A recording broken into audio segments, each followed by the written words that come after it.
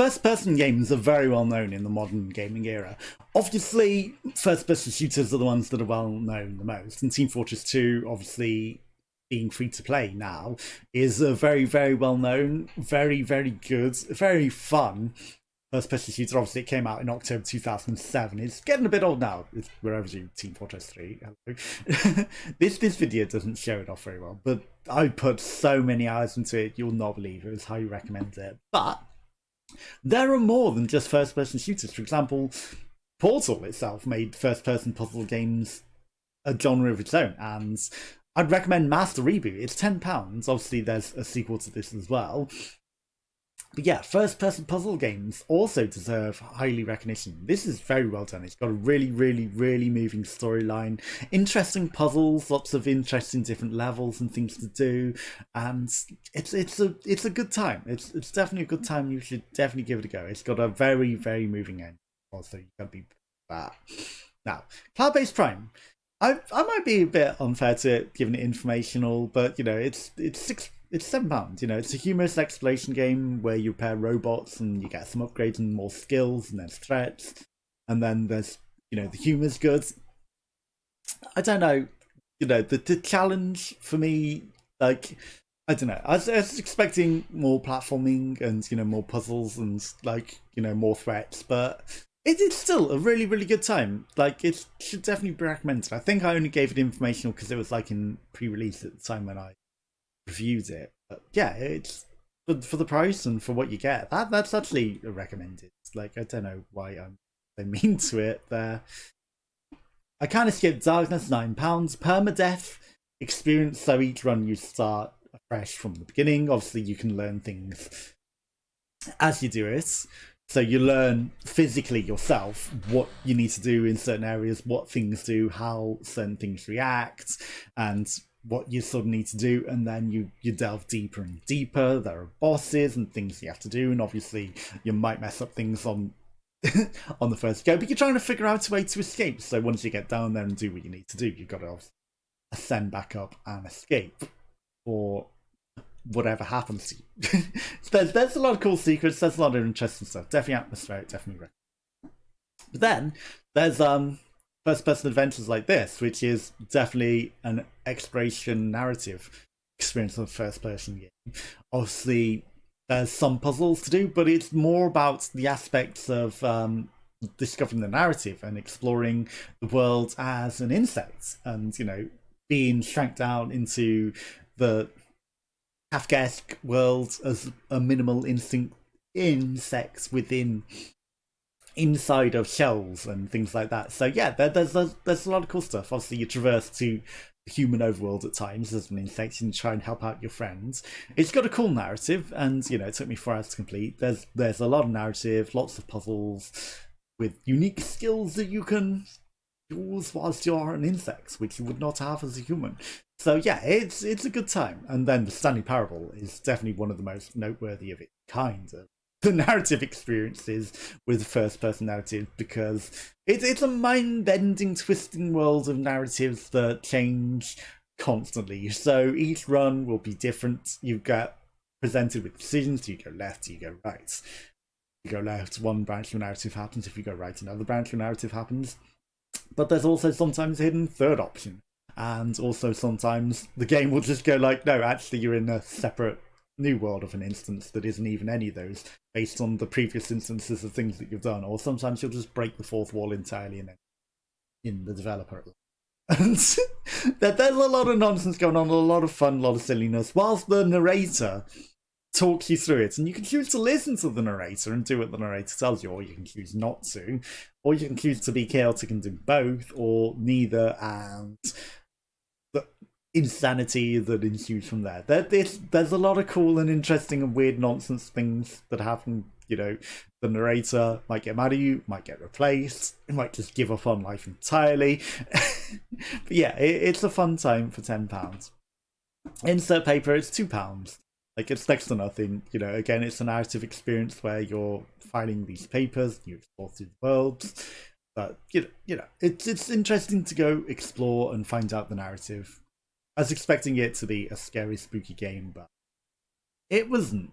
But it's interesting and it's cheap, and it's, you know, it could have used way more challenge than it did. But, you know, it's randomized and it's slightly interesting. So, you know, it's cheap enough. It's cheap and cheerful, some cheap fun. And this one, again, you know, very more on the Portal sort of side, where you can build literally triangles to traverse the world and, you know, explore the areas to try and find the foxes and do the things that you are needed to do.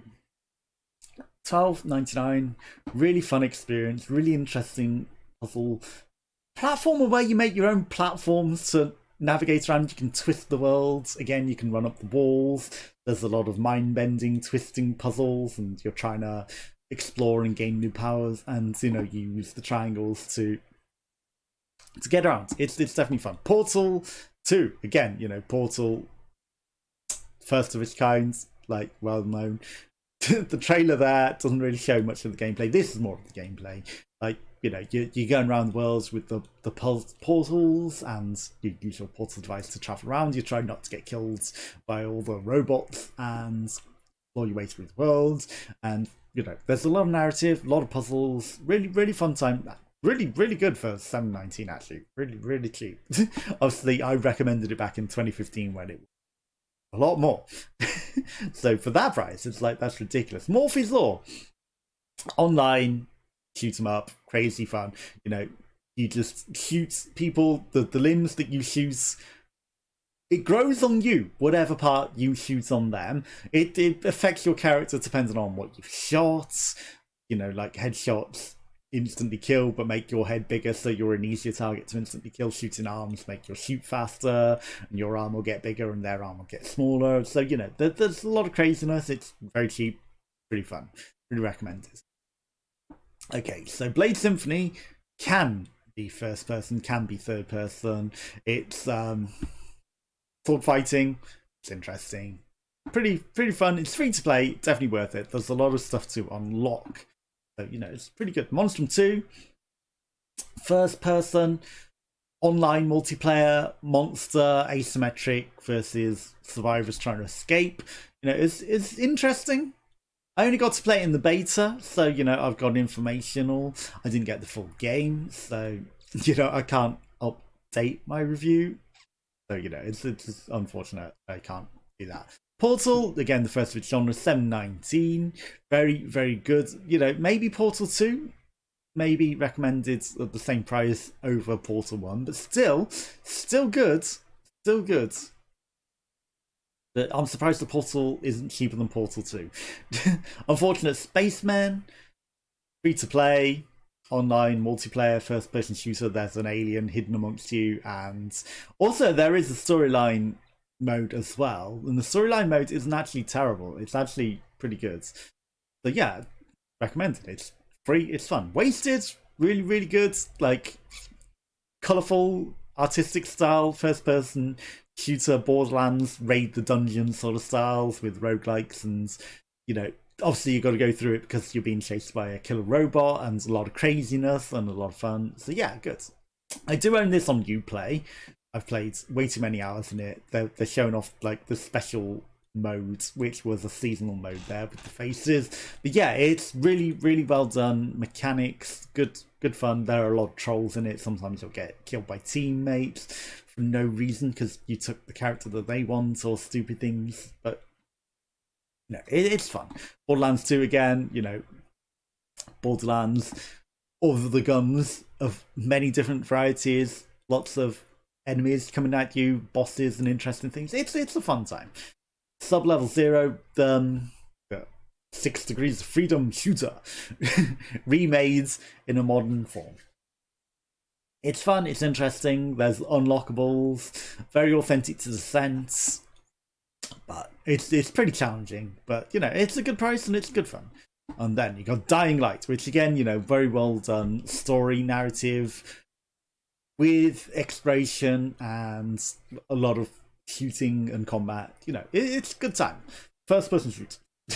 I'm sure you're well aware. There'll be more added to this as I play and review more first person shooters, but that shows you a variety of what you can expect within the first person shooter genre. And, you know, that's why I think it's worth noting, because even though these are all separate entities of games in themselves, the first-person genre in itself still deserves its own category.